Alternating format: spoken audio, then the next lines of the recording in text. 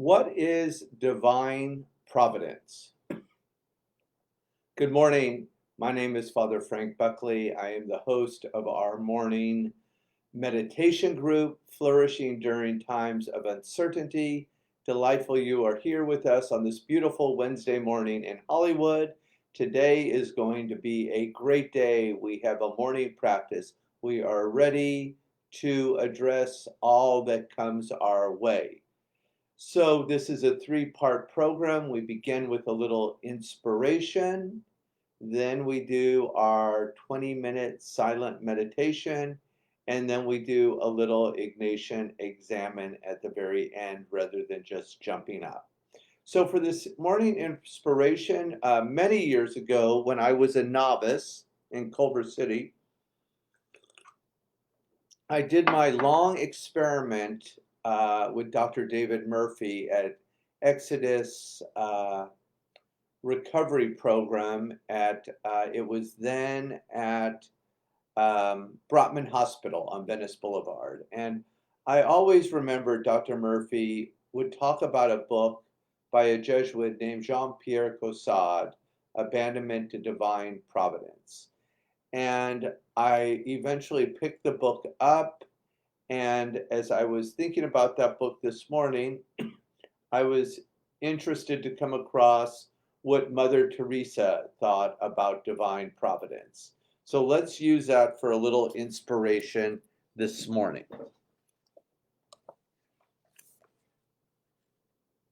I began to realize that the principle of divine providence is one that defies all principles of economics that underlie our current philosophies and theories. From capitalism to communism, economic theories all assume a scarcity of resources. Divine providence assumes that God has provided an abundance for every need. Let me read that again. So important for how we look at the world. Divine providence assumes that God has provided an abundance for every need. Divine providence is not merely about money, it is an attitude toward life of trust in God. Jean de Caussade, an 18th century Jesuit author of Abandonment to Divine Providence, wrote, "When God lives in us, we have nothing to help us beyond what he gives us moment by moment. Nothing else is provided and no road is marked out. Our only satisfaction must be to live in the present moment as if there was nothing to expect beyond it. If what happens to a soul abandoned to God is all that is necessary for it, it is clear that it can lack nothing, and it should never complain, for this would show that it lacked faith and was living by the light of its reason and the evidence of its senses." I realized that this principle was one of the reasons I had prayed that the missionaries would only say yes to my coming if it was God's will. The reason they said yes and the reason my trip came together effortlessly was that it was his will. Radical faith in divine providence is why Mother Teresa could tell her sisters one night when there was no bread for the next day, "Earnestly pray and go to bed. Tomorrow, if need be, we will beg on the streets to feed the poor." And why the next morning some schools in the area closed unexpectedly and a truckload of bread destined for the school was delivered to the missionaries. Thank you, Mother Teresa, Mary Poplin, Father Caussade, and let's hear it for divine providence. To move into this vision where we live not in a world of scarcity, but in a world of abundance. And one of the best ways to make that transition is through prayer and meditation. So I invite you now to get ready for the heart of the matter. Take your shoes off. I'm going to lower the lights.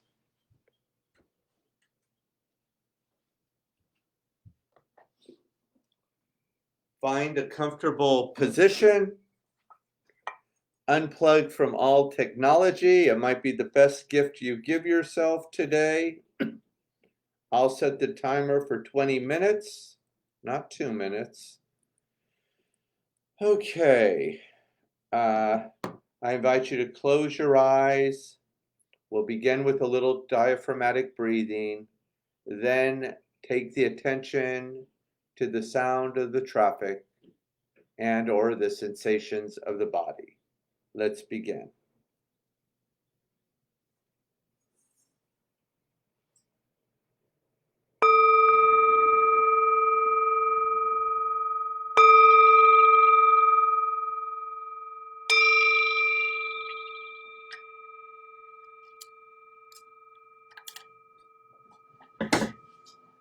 Listen, listen, the sound of this beautiful bell returns us to our true home.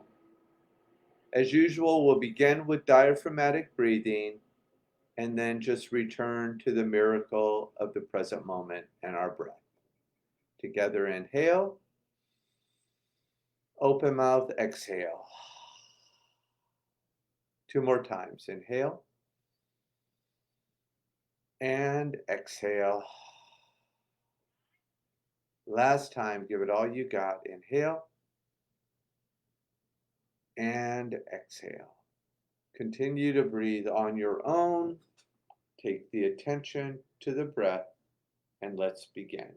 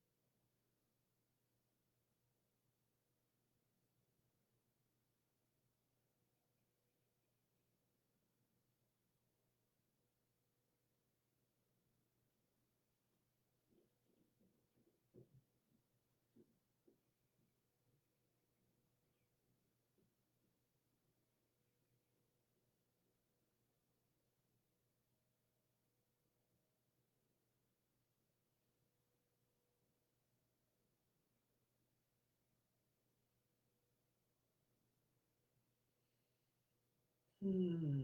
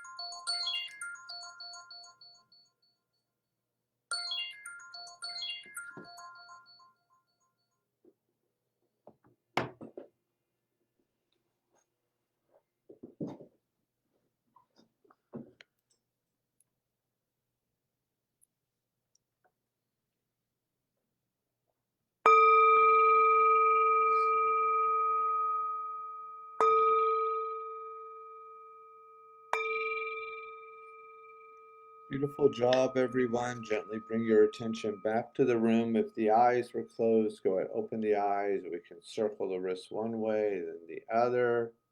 Excellent. Move the shoulders a little bit. Lift the arms up.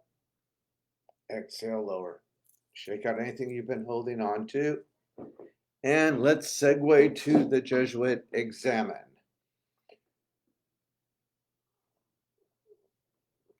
I will tell you 3 places where I've noticed God come alive recently, and I invite you to put your own experience in the comment box. If you're new to the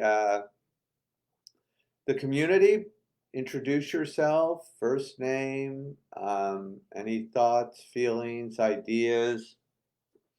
A few people joined yesterday. If you're back today, welcome. In my humble opinion, you found the best community in all of Hollywood. This having a morning practice is really the best game in town. So let's see. Definitely. I ventured into a little uncharted water last night. People who know me know I really like to eat out a lot, but we started doing this Blue Apron, and last night the meal they sent was this delicious jasmine rice, salmon, and cauliflower with ponzu sauce, and it really came out spectacular. Now, the last time I do Blue Apron, they send you 2 meals, and one was a pasta and one was a Chinese noodle, and I mixed them up. It was a disaster. So that's where God showed up, and just having a beautiful, delicious, healthy meal last night. Second place God showed up recently. Um, oh, excuse me. Uh, I am doing, some of you know, I'm going back to starting a small private practice therapy group, and I won a scholarship to do this year-long um, therapy practice on overcoming resistance with Dr. Stephen Shapiro. That looks amazing, and today is the first day. It starts right after our group, and I got uh, all the paperwork in and everything in the reading, so I'm ready to go and really excited about that.